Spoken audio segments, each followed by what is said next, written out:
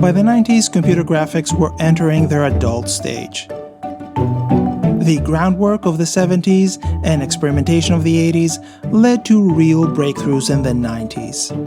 Artists and engineers were now pushing past early limitations, refining techniques, and building powerful new pipelines and platforms. This is the story of the people who turned computer graphics into a powerful tool of visual storytelling. The decade kicked off with two incredible productions, both supported by the masterminds of ILM. A lot of people come to me and say, boy, that Jurassic Park was the breakthrough film, wasn't it? And I say, I don't think so. To me, Terminator 2 was the breakthrough CG film. It's hard to imagine anyone not being amazed by what Cameron achieved with Terminator 2. Even though only a few minutes of the total runtime were CGI, all of those moments are now iconic. Whether it was Robert Patrick shifting from liquid metal to human form, crossing through metal bars, or rising up from the floor, Terminator 2 delivered one unforgettable moment after another. 1991 was still early days for computer graphics, but ILM was already confident enough to integrate CG characters into live action. You know, I wouldn't have done T2 if it hadn't been for being able to get the digital compositing to work, because I knew that that the CG was unreliable in being able to produce perfect images every single time, and it took so long, so many iterations, to get rid of this little problem and that little problem. Looking back at how they achieved some of these effects though, it's clear just how early we were in the evolution of CGI. Without motion capture, they had to find creative ways to replicate Robert Patrick's performance. They ended up drawing a grid over his body and used two cameras at the same time, one filming from the front and the other one from the side. That footage was then used as a reference, essentially creating a wireframe on his body that would help artists rotoscope his performance frame by frame. Well, it was definitely a leap of faith that we were going to hang the entire success or failure of a $100 million film on a relatively unproven technology and technique, and do so in a ridiculously short period of time. Terminator 2 featured a lot of invisible effects too. For example, custom software was written for wire removal, and even though you could still spot some remnants if you looked closely, it was already clear how transformative CGI would be in filmmaking. If we had not done The Abyss and if we had not done Terminator 2, we wouldn't have done Jurassic Park. Just 2 years later, in '93, ILM and Spielberg amazed audiences with Jurassic Park.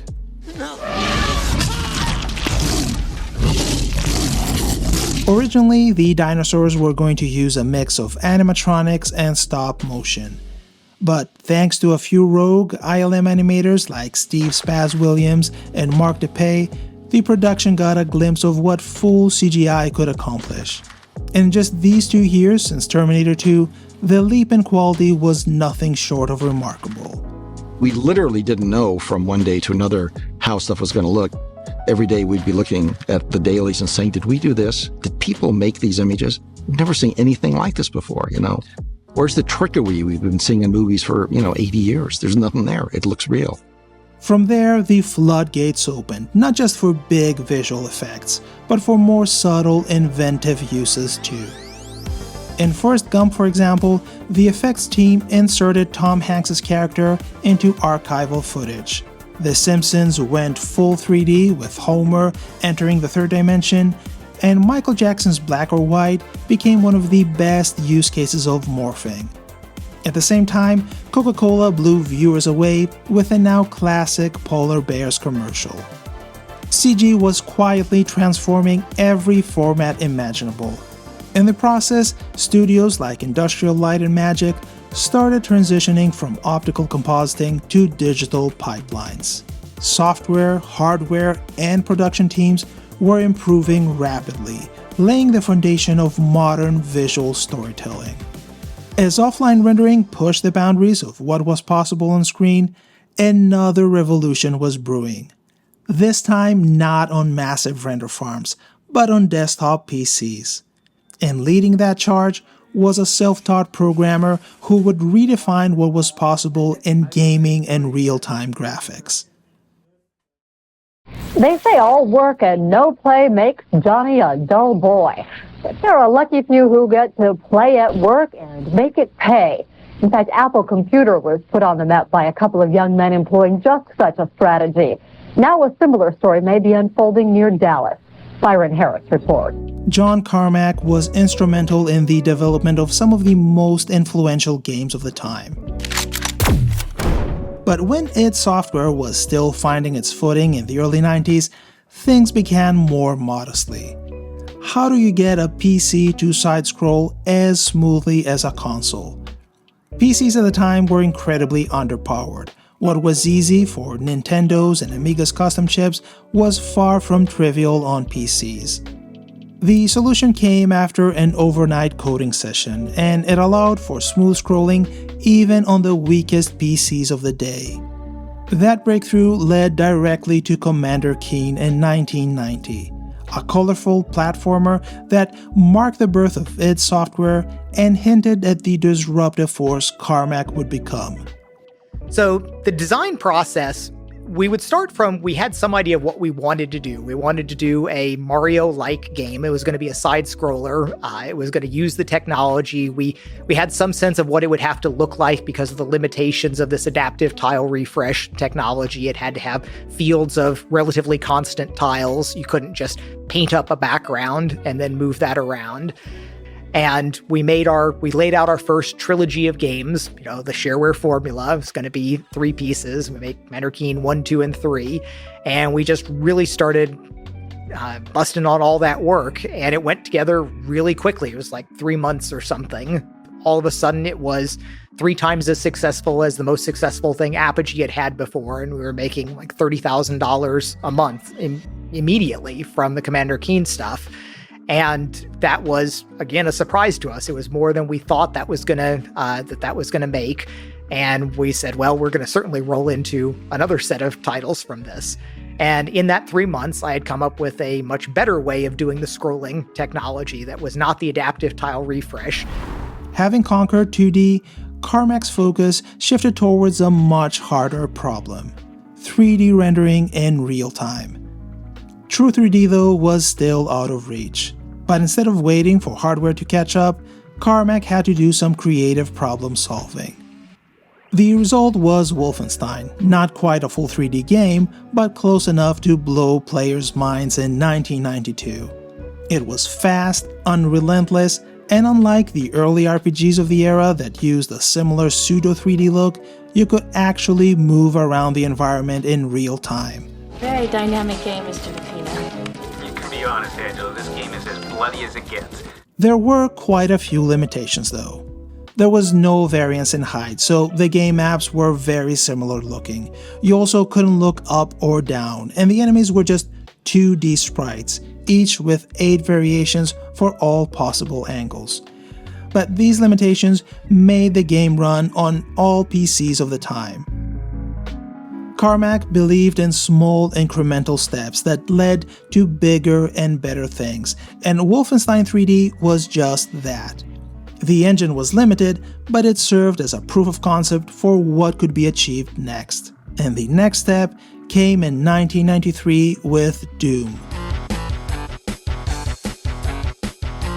The Doom engine introduced not only more complex environments, but also much more engaging gameplay. Doom had none of the limitations of Wolfenstein's engine. For one, it featured variable floor and ceiling heights, allowing for more dynamic level design.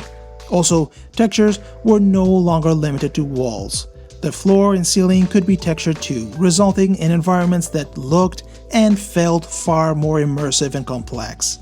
It was still technically a 2.5D game, but it pushed the illusion of true 3D much further than Wolfenstein ever could. Carmack's relentless drive to optimize performance and push hardware to its limits led to a game unlike anything else at the time. I'm a world-class optimizer. I mean, I make things go fast, but I recognize there's a number of people that can write tighter assembly code, tighter SIMD code, or tighter CUDA code than I can write. My best strengths are a little bit more at the system level. But 1996 was the defining year for real 3D graphics. Unlike Doom's 2.5D engine, Quake was built entirely in 3D. No longer were enemies just sprites. Players could now navigate a 3D environment without any limitations. They could look up or down, they could jump on platforms, and there were no restrictions on overlapping areas in maps. As expected, the Quake engine needed a lot more system resources, something very few people had at the time. But beyond these big graphical advancements, Quake also introduced a major architectural shift. Game logic was separated from the engine, opening the door for players to create their own maps, mods, and even entirely new gameplay experiences. One of Carmack's most defining traits, though, isn't his technical mastery, but his willingness to share it. He regularly talks about programming and software architecture, but most importantly, he open-sourced the game engines for Wolfenstein, Doom, and Quake. A gesture that helped foster the rise of open-source game development and gave countless aspiring programmers their first taste of real-world code. And if you're looking to build that kind of mindset or just want to get better at coding, math, or logical thinking, Brilliant is a fantastic place to start. Brilliant is built around active problem solving. Instead of just watching videos, you actually work through each concept, whether it's physics, programming, or data science. One of my favorite things about it is the fact that you can learn in bite-sized sessions, even on your phone during your commute. So whether you've got 5 minutes or 30, you're always making progress. You can try Brilliant completely free for 30 days by clicking the link in the description below or scanning the QR code on the screen. And if you decide to sign up, you'll also get 20% off an annual premium subscription. Big thanks to Brilliant for supporting the channel. And now, back to the video. The computers now are 10 million times faster than when I started programming. I think it was around 1981.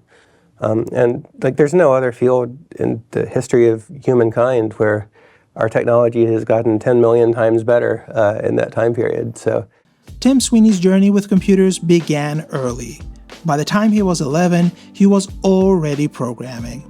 Now, several decades later, he stands as one of the most influential figures in game development. Sweeney's first hit was ZZT, an ASCII-based game that he coded entirely by himself. The gameplay was modest and the visuals limited by what was possible with an ASCII font, but what made ZZT stand out was its built-in editor, which allowed players to create and modify their own levels. This early focus on empowering creators would become a defining theme throughout Sweeney's career. In '92, Sweeney decided that his company's name, Potomac Computer Systems, lacked impact. He ended up rebranding the company as Epic Mega Games, a name so unmistakably 90s. That was the start of what would eventually become the giant we now know as Epic Games. As the decade progressed, the gaming industry experienced a rapid shift towards 3D graphics. After Doom, the idea of releasing yet another 2D platformer felt almost quaint. Players craved the immersive visuals that 3D graphics could offer, and the gameplay possibilities of a world no longer limited to just up, down, left, and right. Sweeney recognized the potential of this shift, and in the mid-90s, he started coding what would become the Unreal Engine.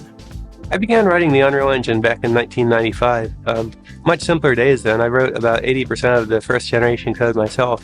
The game Unreal, released in 1998, followed in the footsteps of Doom and Quake. It was a fast-paced, first-person shooter with great graphics for the time. As the engine continued to develop, it quickly transitioned from software to hardware rendering, and by the end of the decade, it was gaining traction with other studios. Before Unreal and Doom, most companies built their engines for each game, but as complexity and technical requirements grew, it became clear that this approach wasn't sustainable. Unreal Engine, with its fast development pace and a generous royalty model, quickly became a popular alternative. These days, Unreal Engine is used for more than just games. As demand for real-time graphics and faster productions grew, Unreal has found new applications in film, television, live performances, and retail environments. One of the most well-known examples of that has to be Disney's Mandalorian. Instead of using green screens, the production team built massive LED walls that displayed real-time 3D environments during filming.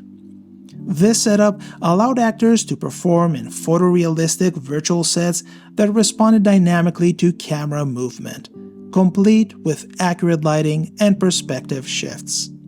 Since then, Unreal Engine has been adopted by many other productions. Shows like Star Trek Strange New Worlds and House of the Dragon have incorporated similar techniques, using real-time rendering to visualize environments and pre-visualize complex scenes. Today, Epic Games is valued at around $32 billion, and Tim Sweeney's net worth is estimated at $10 billion. Not bad for a guy who started out selling an ASCII game through bulletin boards. Computers we have now are gigahertz computers, and we have gigabytes of RAM and so on and so forth. The Amiga ran at 8 megahertz. Megahertz. So there is no way you're going to get a video signal through that computer. It's just not going to happen. So our card that installed inside there had its own high-speed stuff that then was controlled by the Amiga. In 1985, Tim Jennison and Paul Montgomery founded NewTek. Their initial products, DigiView and DigiPaint, was a suite of hardware and software that could scan and process photographs on the Amiga. It was a very primitive solution, but given the limitations of the computers of that era, it was one of the most affordable ways to digitize content.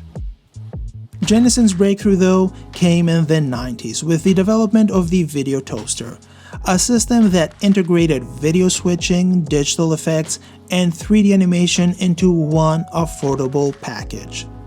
All right, Tim, we want to take a look at some of the things you can do with the toaster. First of all, tell us what the physical setup is here. What do you have? Okay, I've got my own cameras here on corners of your table. Okay, so we've got your two little cameras here. Right, and the toaster is installed in this Amiga 2000. And the cameras are sort of inputs into your toaster control room, if you will. I can take up to 4 cameras or VCRs. Okay. So first of all, the first thing you can do with 4 inputs is you can use the video switcher. So I've got one camera here on the screen. I can now do transitions from one camera to another, like this wipe. Here's some other wipes. Okay, here's so a wipe with a border. And the basic dissolve, which any good $20,000 switcher can do, I guess. But where it gets interesting is the digital video effects. Now, this is the part that you've never had in a home studio before, or low-end production. That's for sure. The digital video effects are the most expensive. They can sell for equipment up to $20,000 to $50,000 just for that. Okay, the next major element of the toaster is the paint box, or the video paint system. And with that, you can create your own graphics. Now, what makes this different than, say, a computer paint program is the signals that come out of this are broadcast ready. You can put it right on the air. It has 16.8 million colors, and you can do a lot of interesting things. Tim's loading up a picture here. Yeah, here's a frame that I created in probably 20 minutes or so. You can freeze live video and bring it into your paint box graphics. What made Video Toaster stand out was how affordable it was compared to the competition. The whole setup, including the Amiga, cost only a few $1,000s, but could deliver results comparable to professional broadcast systems costing tens of thousands more. Toaster 4000 takes the power away from the network and gives it to the people. With Toaster 4000, we can make television better than the networks, and we don't have to answer to anyone. My name is Penn Jillette, and I'm more than half of Penn and Teller, a comedy magic duo. Go out, you buy a camera, you buy the Toaster 4000, a video deck or two, tape is cheap, and the Toaster 4000 is cheap. If you were going to buy all this stuff to make all this video the way they do it on networks, it would cost you $378,000. With the toaster, when you're all done, it's going to be a few grand. Through the Video Toaster and by leveraging Amiga's video architecture and custom chips, Jenison made broadcast quality video and 3D possible on a home computer. It's one of the reasons he's considered the father of desktop video. The 3D application that came with Video Toaster was Lightwave, and it was a gateway to 3D graphics for many users. Lightwave proved so popular that NewTek decided to release it as a standalone product. As the Amiga market declined, NewTek had the foresight to port it to Windows and Mac, giving it a new lease on life. What the people at NAB were most excited about was the 3D graphics system, which I'm entering right now. And with that, you can create a computer-rendered animation. Let me load a scene here. I've taken your Computer Chronicles logo and entered it into the 3D database here. And with this system, I can set up the start and end points of the animation. And then once I've got the camera angles and lighting and color all set up, then I render out to videotape. And we have a tape here. If we could roll that piece of video and see what the end product was here.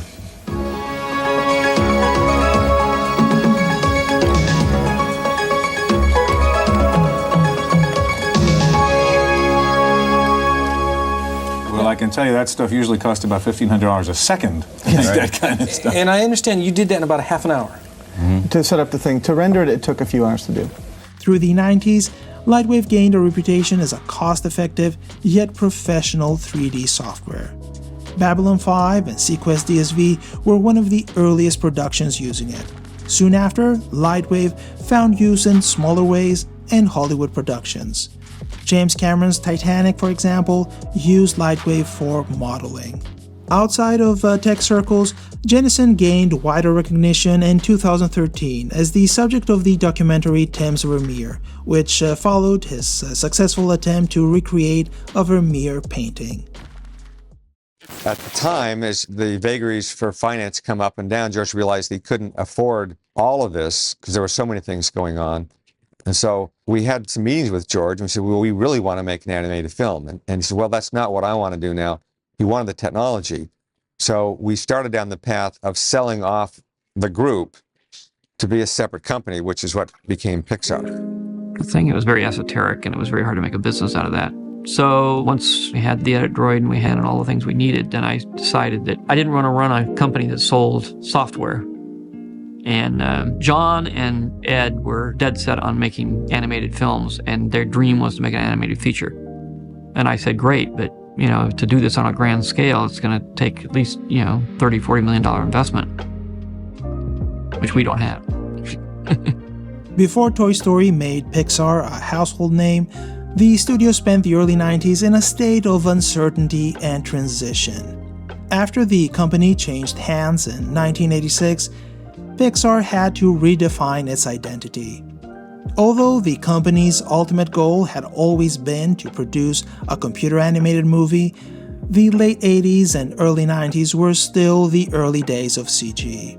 While computing performance made significant strides during that period, it still fell short of what was needed for full-length movie production.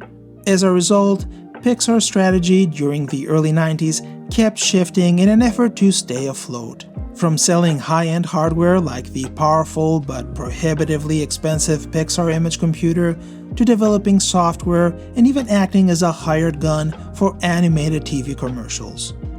Pixar got an early break when Disney used its hardware and software in 1991's Beauty and the Beast.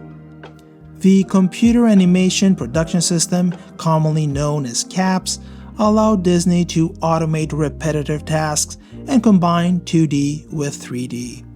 The result was the now iconic ballroom scene. In the early 90s though, Pixar spent the majority of its time producing commercials, work that became a vital testing ground for the animation techniques and proprietary technologies that would later power its feature films. Watching their early TV work, it's easy to spot the studio's evolution, and of course, Pixar's fascination with bringing inanimate objects to life. Tropicana Pure Premium. You just can't pick a better juice. 2 years after this commercial, we see Pixar in full force. This new spot has a plot, multiple characters, and multiple camera moves. It's a huge step forward. Introducing new Tropicana Pure Tropics. Delicious Tropicana orange juice blended with pure tropical fruit juices in 4 refreshing flavors. And in the years that followed, the jump in quality is even greater. Pixar produced a number of commercials for Listerine, but the 1994 spot Arrows stands out above the rest. It features fully realized environments, beautiful visuals, dynamic camera movements, and great-looking renders. By that time, Pixar was fully in command of its powers. This commercial era was a period of intense iteration, combining traditional animation principles, courtesy of John Lasseter, with cutting-edge research and software development led by Ed Catmull and his team. This hybrid approach gave Pixar a unique creative and technical edge, allowing them to explore character animation, storytelling, and cinematography in ways no other studio was doing at the time. These commercials also played a key role in shaping Pixar's production pipeline. Both Marionette, the in-house animation software, and RenderMan, the rendering engine, were constantly refined. During those years, RenderMan gained advanced features like motion blur, depth of field, and displacement mapping, further enhancing Pixar's visual language. By 1995, Pixar was ready for its big debut. Toy Story was a massive gamble that actually paid off. No one had ever attempted a full-length movie created entirely with CG, and both Disney and Pixar were unsure whether audiences would accept a film without traditional hand-drawn animation. But Toy Story proved to be emotionally resonant, featuring now iconic characters like Woody and Buzz Lightyear. Following Toy Story's success, Pixar set out to prove they weren't a one-hit wonder. Their next film, A Bug's Life, pushed their technical ambitions even further. While not as groundbreaking culturally, it was a technical milestone and cemented Pixar's reputation as more than a novelty act. Then came Toy Story 2 in 1999, a sequel that almost didn't go to theaters. By the end of the decade, Pixar had released 3 films, all critical and commercial successes. When we talk about Pixar's early pioneers, names like John Lasseter or Ed Catmull naturally come to mind. But behind the scenes, Steve Jobs played a pivotal role in shaping Pixar's destiny. While he wasn't writing code or animating characters, Jobs was arguably the most critical non-creative force in Pixar's early history. Without him, it's very likely that Pixar would be something completely different today. We had the fortune to have Steve Jobs, who believes in passion and vision. He was responding to this passion. It was really exciting when Steve was the one that bought our group. For the first few years, Pixar was essentially a money pit, burning through cash as it struggled to find a sustainable business model. Although there were times when Jobs considered selling the company, he ultimately decided to stick with it. Steve was a very forgiving investor at that time and had a much longer term view than your average venture capitalist would have had about our young company. His financial support bought the company necessary time for the technology to catch up. And when Toy Story was finally greenlit by Disney, Jobs played another critical role, negotiating the deal. Disney came to us and said, we want to extend the contract. And Steve said, okay, we will extend it if we can be 50-50 partners. And they said, okay, we'll do that. So he actually nailed this right on the head. I was in awe. That deal set the tone for Pixar's independence and its ability to maintain its creative integrity, something most animation studios, especially those under Disney, couldn't claim. Steve Jobs provided capital, vision, and business strategy at a time when the company was still fragile. And Pixar never forgot that. Even long after his passing, Jobs' name shows up in the credits, a small but permanent reminder of the man who believed in Pixar long before anyone else did. Just turn on the power. But you want even more, and Silicon Graphics delivers. In the early 90s, Alias Research and Wavefront Technologies were two separate companies competing in the growing field of 3D graphics. Alias Research was best known for Power Animator, a piece of software widely used in industrial design and the film industry, thanks to its powerful modeling and animation tools. It was used in all the big Hollywood productions of the era, from The Abyss in 1989 to The Terminator in 91 and many others. Wavefront Technologies was the creator of the Advanced Visualizer, a suite of programs that focused on individual aspects of the VFX process. Some of the tools in this suite were developed by Bill Kovacs and other former employees of Robert Abel and Associates. If you've been following the series, you'll remember we covered Robert Abel in the previous episode. In the mid-90s, Silicon Graphics decided to acquire both Alias and Wavefront to counter Microsoft's growing presence in 3D. Just a year earlier, Microsoft had purchased Softimage, another powerful 3D package widely used in film and game production. This led to the creation of Alias Wavefront, which merged the core technologies and expertise of both companies. Backed by SGI's engineering and financial support, Alias Wavefront embarked on an ambitious project to develop a new 3D application that would replace their existing offerings. The result of this effort was Maya, with the first version coming out in '98. Its comprehensive toolset and MEL scripting language quickly made it a favorite in high-end film and television productions. To mark the release of the first version of Maya, Alias Wavefront created a short film unlike any other tech demo. Hi. Hi. Hi, Bingo. Excuse me? Hi, Bingo. Bingo? Bingo. Bingo the clown. I'm not Bingo. Hi, Bingo. Bingo the clowno. But I'm Bingo. not. Bingo. Bingo the clowno. But I'm not. Hi, Bingo!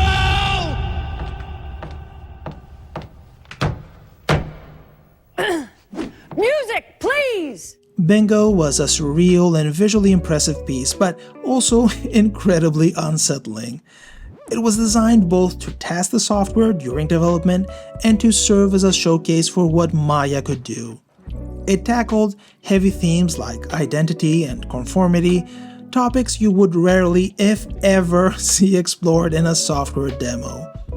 The original play it was based on was much tamer and lighthearted, so it's fascinating to see how the team's changes made the short far more disturbing. I remember being amazed when I first saw it, and it stuck in my head for many weeks after.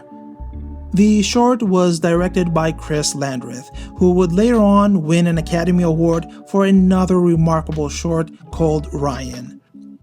More than 2 decades after its launch, Maya continues to be a vital tool for 3D artists, with its legacy visible in countless films, games, and other forms of creative media.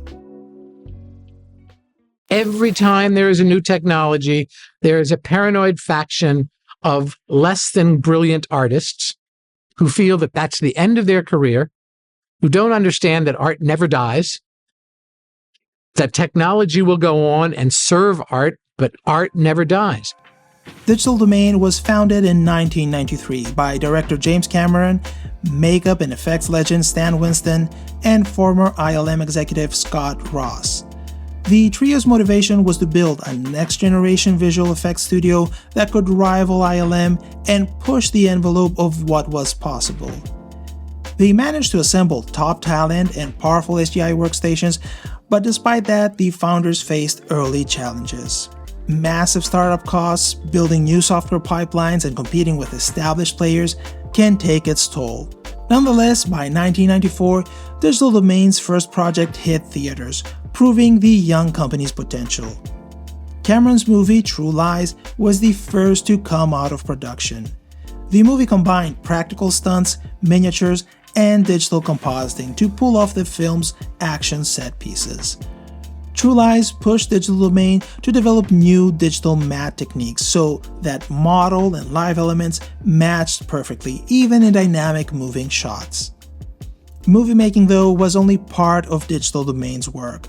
As with every other VFX studio, they also branched out into music videos and commercials to generate revenue and help stay afloat.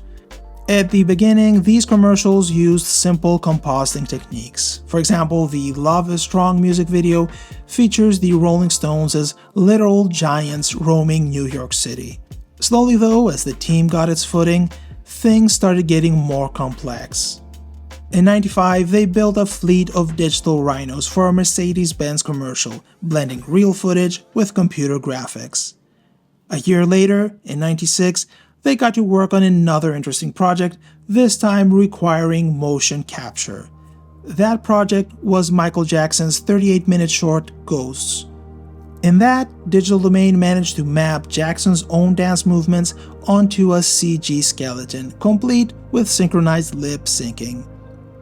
And a few years later, they got to work on a multitude of complex shots for Dante's Peak and Fight Club. Where Digital Domain, though, got to stretch its muscles was in 1997 with another James Cameron production, The Titanic. The movie required hundreds of digital effect shots and led to a lot of internal conflicts, with co-founder Stan Winston leaving the company as a result. Titanic went over schedule and over budget, and Cameron's perfectionism meant many shots were tweaked until the 11th hour. The result, though, spoke for itself. Titanic's effects masterfully blended miniatures, digital crowds, and CGI water. In the process of making Titanic, Digital Domain kept refining its proprietary compositing software, Nuke. They used it extensively to layer the multiple elements required in each shot. Development for Nuke began early on in 1993 as an in-house compositing tool. The software was initially command-line based, but by '94 a graphical user interface was introduced. Nuke was first utilized in films like True Lies, but it gained prominence with its use in Titanic. In the early aughts, Digital Domain, convinced by the capabilities of its software, decided to launch a subsidiary called D2 Software to commercialize Nuke, making it available to the broader industry. In 2007, the foundry acquired Nuke and since then has continued its development. Nuke remains the industry-standard compositing software, widely adopted by many VFX studios, including Digital Domain's competitors, Industrial Light & Magic, and Weta Digital. A story, though, about a VFX studio wouldn't be complete without a bankruptcy. Even though this happened much later in the studio's life, I think it's worth mentioning since it's a common pattern we see time and time again. The now bankrupt film production company Digital Domain is auctioning off its assets tomorrow. As the city of Port St. Lucie holds a preview of bankrupt Digital Domain's furnishings to be auctioned Wednesday, crowds pour in to assess the high-end desks, chairs, and other furnishings up for grabs. Put it on the yard.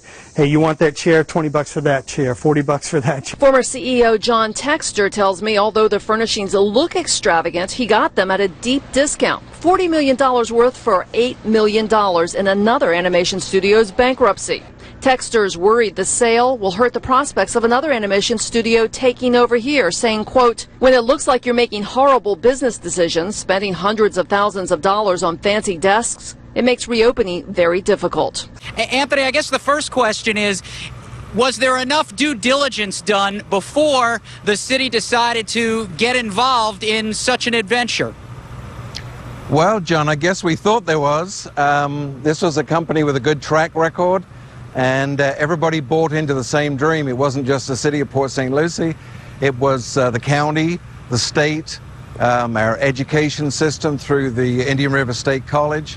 Everybody checked him out and seemed to think it was a good company. They made some good movies, and we assumed that they were going to carry on doing the same thing. By the early 2010, Digital Domain had embarked on an aggressive expansion beyond its core VFX services. It had poured resources into ambitious but costly ventures.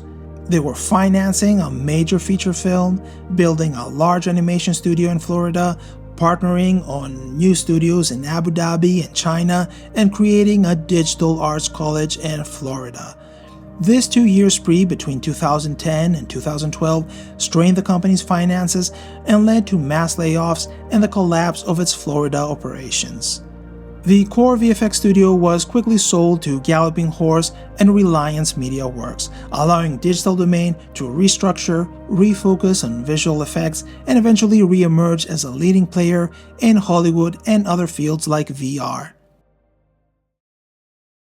And the idea I had to digitize it was not to try to, manually input vertices of polygons and then paint them all gray and hope it looked like my car, but instead I parked it next to a tall building and I took photos of it from different angles, and I wrote some software back in 1991 to reconstruct the shape of the car from the photographs. And more importantly, I took the images of the car and I projected them on to this geometry that was recorded as texture maps. This was the beginning of photogrammetry, now the de facto method for recreating geometry using photographs. But that's just one of Debevic's many contributions that would go on to fundamentally change the landscape of computer graphics. In '97, Debevic, interested in developing the technique further, created a short film for his PhD at Berkeley, reconstructing the university's Campanile Tower. I can't stress enough how impressive this was at the time. I remember being amazed by the result when I first saw the video a year or so after it was published. What made it so realistic was the fact that both the geometry and the texture of the model were created using images captured on location by Debevic and his team. To capture those images at a time when drones didn't exist, Debevic used kite photography. This involved shooting photos without any real-time feedback and without knowing whether the subject was even in the frame. Nowadays, we can create scans with our phones, but back then, the process was far from automated. Facade, the software developed by Debevic and a team of researchers, took a much more manual approach.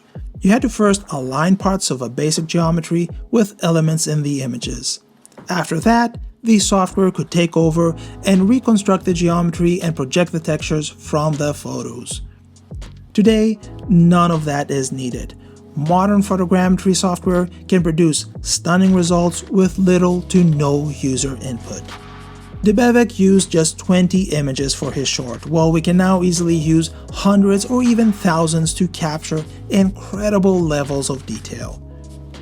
Just a year later, in '98, Debevic made another groundbreaking contribution that helped bridge the gap between the real world and computer graphics.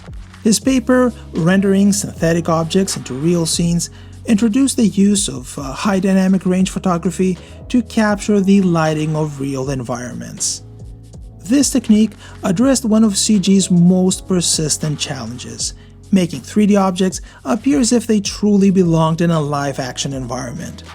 Before this, artists had to manually recreate lighting setups, an error-prone process that often resulted in CG elements that didn't quite blend with their environments. Debevic's image-based lighting solved that by using simple tools like a chrome sphere and a series of images using different exposures. The proof of concept for that was another impressive short called Fiat Lux. Despite it being 27 years old, the film still holds up remarkably well. What makes the effect so convincing is the fact that the real illumination of the basilica is captured. To accomplish this, Debevic took multiple photographs of St. Peter's interior at different exposures. By merging the photos, he created a 360-degree dome that had all the lighting information of the location. As a result, the 3D elements in the scene are accurately lit. A few years ago, in an effort to get a higher resolution version of the short, I went through the process of upscaling it. So if you want to see the full result and the steps involved, I'll have the link for the video in the description below. It didn't take long for Hollywood to embrace these two critical innovations. One of the first movies to take advantage of them was The Matrix and the famous bullet time sequences. In those scenes, an array of still cameras, along with motion cameras at the end, captured a short action sequence. Dubovic's image-based modeling and lighting were then used to generate and illuminate the virtual environment as the camera moved around the actors. The virtual sets looked incredibly real because they were built directly from photographs.